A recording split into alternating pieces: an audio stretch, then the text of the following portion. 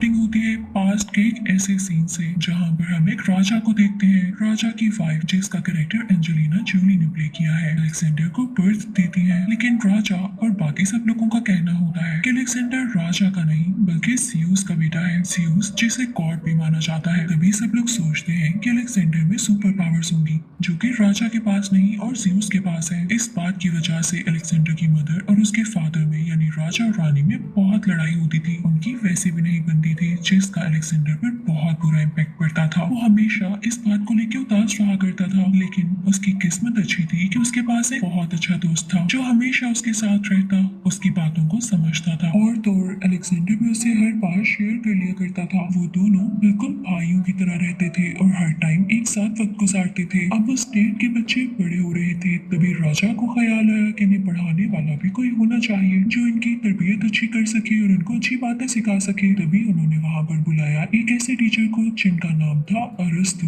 वो एक मुस्लिम टीचर थे जिन्हें आज एरिस्टोटल के नाम से भी याद किया जाता है। उन्होंने उस स्टेट के सब बच्चों को पढ़ाना शुरू कर दिया और देखते ही देखते वो बच्चे बहुत काबिल और ज़हीन होते गए, यानी उन्हें अपना टैलेंट यूज करना आ गया। उनमें काफी स्किल्स और मैनर्स आने लगे। बच्चों में पढ़ने का शौक भी डेवलप हो चुका था और टीचर यानी अरस्तु ने बहुत अच्छे से गाइड करते थे। अब एक दिन उस स्टेट में यानी जहाँ पर राजा की हुकूमत थी, वहाँ पर एक आदमी आता है जो कि अपने घोड़े बेचने आया था। वहीं पर अलेक्जेंडर और राजा भी होते हैं। अब वो आदमी सबको घोड़े दिखा रहा होता है। उसके पास काफी खूबसूरत घोड़े होते हैं, लेकिन एक ऐसा घोड़ा भी होता है जो कि काफी गुस्सैला होता है। वो किसी के काबू में भी नहीं आ रहा होता। तो राजा उस आदमी के पास जाते हैं जिसका ये घोड़ा होता है और उससे कहते हैं कि यहाँ पर तुमने इसको लाकर गलती की है। ये तो यहाँ पर किसी की भी जान ले सकता है, तुम्हें इसको ट्रेन करना चाहिए था। अब इस पर सवारी कौन करेगा? तभी राजा का बेटा अलेक्जेंडर आता है और अपने बाबा से कहता है, बाबा इस पर सवारी मैं करूंगा। वो उससे कहते हैं, बेटा तुम अभी 13 साल के हो, ये घोड़ा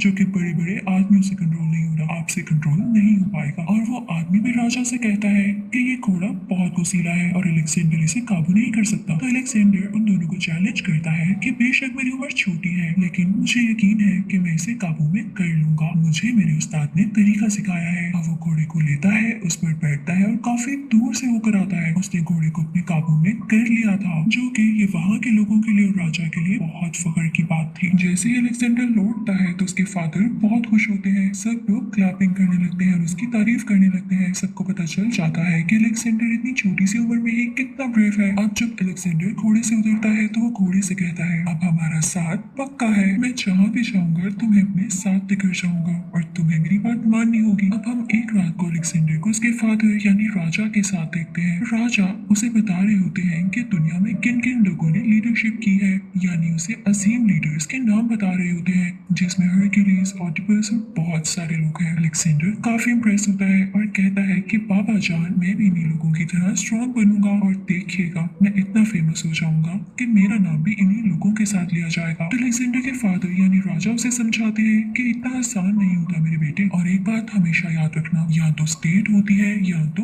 औरत। अगर तुम्हारा ध्यान औरतों की तरफ बढ़ गया तो तुम कभी भी स्टेट पर नहीं ध्यान दे सकते, और स्पेशली तब जब औरत तुम्हारी माँ जैसी हो। यानी यहाँ पर राजा अपने बेटे अलेक्जेंडर को उसकी माँ के खिलाफ कर रहे थे, क्योंकि मैंने आपको बताया इन दोनों हस्बैंड वाइफ में जरा नहीं बनती थी और जल्दी राजा सोच रहे थे कि वो दूसरी शादी कर ले, जबकि अपने बेटे को वो समझा रहे हैं कि औरतों में मत पड़ना। लेकिन अलेक्जेंडर इस बात से तंग आ जाता है।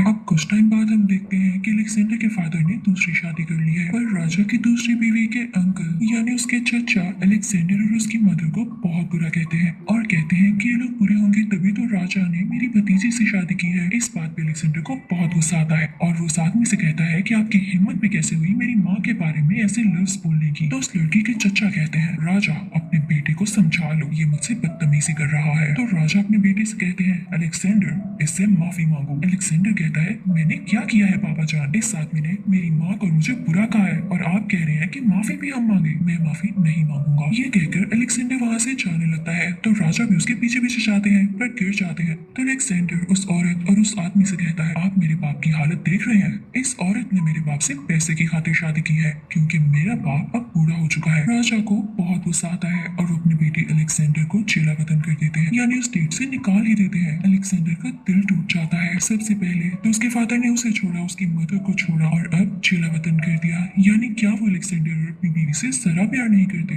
उनके नजदीक अब उनकी दूसरी बीवी ही सब कुछ है। पर जल्दी खबर आती है कि राजा का कत्ल हो चुका है और जितने लोग अपनी बातें कुछ कहते हैं कि उनकी दूसरी बीवी ने उनका कत्ल करवाया उनकी जायदाद यानी प्रॉपर्टी पर अपने कदम जमाने के लिए, उनके पैसे के लिए, और कुछ कहते हैं कि उनकी पहली बीवी ने जेलस होकर ये सब किया। पर किसी को कुछ नहीं पता था कि असली कातिल है कौन। इस वक्त अलेक्जेंडर की उम्र 20 साल होती है। तब तक राजा की और कोई औलाद नहीं होती तो अलेक्जेंडर को ही राजा बना दिया जाता है। अब अलेक्जेंडर बहुत टैलेंटेड भी था और वो हार्ड वर्किंग भी था। उसने आहिस्ता आहिस्ता हर जगह पर कब्जा करना शुरू कर दिया। वो कई जंगें करता जिसमें वो जीत जाता और उस मुल्क को अपने नाम कर लेता। अब की बार उसकी जंग फारिस से हुई, लेकिन वहाँ का राजा भाग गया। अलेक्जेंडर के पास 40,000 लोगों की फोर्स थी और वो बहुत ज्यादा स्ट्रॉन्ग भी था। वो चाहता तो राजा को मार सकता था, इसलिए वो राजा को ढूंढने लगा। उसने पूरे एशिया पर कब्जा कर लिया था, लेकिन वो कहता था कि जब तक मैं इसके राजा को नहीं मानूंगा असली राजा मैं कैसे हो सकता हूँ। पर अच्छी बात यह है कि जिस मुल्क को भी वो अपने नाम करता वहाँ के लोग उसके अगेंस्ट ना जाते, क्योंकि अलेक्जेंडर उन सबसे पहले ही कह देता था कि मैं आपसे आपकी कोई चीज नहीं छीनूंगा, बस मैं यहाँ लीड करूंगा। वो उनकी बहुत केयर करता, उनसे प्यार से बात करता और उनसे कहता कि आपको अपने रस्म रिवाज यानी ट्रेडिशन, कल्चर, कस्टम कुछ भी चेंज करने की जरूरत नहीं है। आप जैसे जीते हैं आप जी सकते हैं। मैं आपकी जरूरियात यानी बेसिक नीड्स का भी ख्याल रखूंगा और आप पर कभी जुल्म नहीं होने दूंगा। इस वजह से आहिस्ता आहिस्ता लोग उसके दीवाने होते गए, उसे पसंद करने लगे। पर अलेक्जेंडर की अभी भी वही सोच थी, उसे फारिस के राजा को ढूंढकर मारना था, क्योंकि अलेक्जेंडर समझ चुका था फारिस उसे डिजर्व नहीं करता। ऐसे राजा को जो कि मुश्किल वक्त में अपने मुल्क को छोड़कर भाग गया है, ऐसे डरपोक राजा की जगह वही राजा बने तो ठीक है। लेकिन फिर ऐसा करना हुआ कि वो राजा डरकर कभी न लौटा और वहाँ के लोगों ने अलेक्जेंडर को अपना नया राजा तस्लीम कर लिया। कुछ ही साल बीतते थे, अलेक्जेंडर ने वहाँ की आम सी लड़की से शादी कर ली जो कि उसी कबीले की थी। इस बात की वजह से वहाँ के लीडर्स को और आसपास के शाही लोगों को बहुत गुस्सा आया कि अलेक्जेंडर इतना अजीम बंदा है और उसने आम सी लड़की से शादी क्यों की है। उनके मुताबिक शायद उसको उससे प्यार हो चुका था। और जब भी बात अलेक्जेंडर की मदर को पता चली तो उनको भी बहुत गुस्सा आया। वो चाहती थी कि अलेक्जेंडर अपने ही मुल्क की किसी लड़की से शादी करे, लेकिन अब अलेक्जेंडर अपने मुल्क नहीं लौटना चाहता था। उसके फादर की डेथ को भी 7 साल गुजर चुके थे, तो अब क्या फायदा। अलेक्जेंडर अपने साथियों से कहता है कि हम एक ऐसा सफर करेंगे जिसमें जो जो मुल्क पे आता जाएगा हम उस पर कब्जा करते जाएंगे और उसे अपना बना लेंगे। लेकिन जब वो लोग ये सफर शुरू करने वाले थे तो अलेक्जेंडर को एक सूप ऑफर किया गया, यानी उसको वो पीने के लिए सर्व किया गया। पर जैसे अलेक्जेंडर उसे पीने वाला था तो उसे पता चल गया कि इसमें जहर है और जल्द ही उसने ये भी पता लगवा लिया कि जहर मिलाने वाले कौन से लोग हैं। और ये बहुत हैरत की बात थी, यानी हैरान कर देने वाली बात थी कि जहर मिलाने वाला कोई और नहीं उसके अपने साथी थे।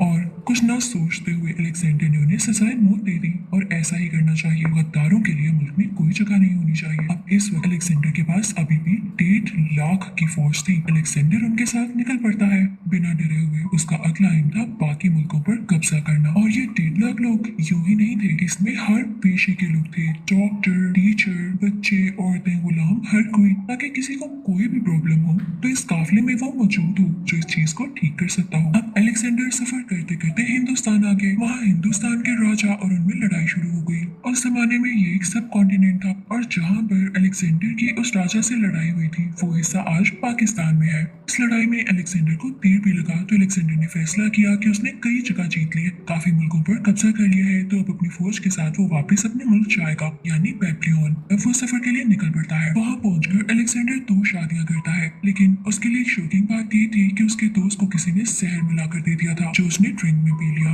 अब उसके दोस्त की तबीयत बहुत खराब होती है और यहाँ पर वो दम तोड़ देता है। अलेक्जेंडर बहुत रोता है, पता नहीं क्यों उसे अपनी बीवी पर शक होता है। वो जाकर उसका गला दबाता है तो वो कहती है कि मुझे ना मारो, हमारा बेबी इस दुनिया में आने वाला है। तो अलेक्जेंडर उसे नहीं मारता और वहाँ से आ जाता है। लेकिन इस वाकये के 3 महीने बाद ही अलेक्जेंडर की खुद भी डेथ हो गई। वो काफी कमजोर हो गया, उसे भी जहर दे दिया गया था। अब यहाँ पर सिकंदर के आसपास उसके खास लोग थे। मरने से पहले उसने 3 विशेष की कि ये मेरी वसीयत है, इसे याद रखना। पहला तो ये कि जब मैं मरूं मेरा जनाजा डॉक्टर यानी हकीम लेकर जाए ताकि दुनिया को पता चल जाए। कोई भी डॉक्टर या हकीम इंसान की जान नहीं बचा सकता जब उसका मरना लिख चुका गया हो। दूसरी ये कि जब मैं मर जाऊं तो मेरी कब्र यानी ग्रेव के इर्द गिर्द सोना चांदी और मेरे पास जितनी भी दौलत है वो सब रख देना, ताकि सब देख लें मैं अपनी कब्र में एक सिक्का या एक जेम तक नहीं लेकर जा सका और ये सारी चीजें दुनिया में ही रह गई। तीसरी और आखिरी ख्वाहिश कि जब मैं मर जाऊं तो मेरे हाथ मेरी कब्र से बाहर रखना, ताकि लोग देख लें अलेक्जेंडर यानी सिकंदर खाली हाथ आया था और खाली हाथ ही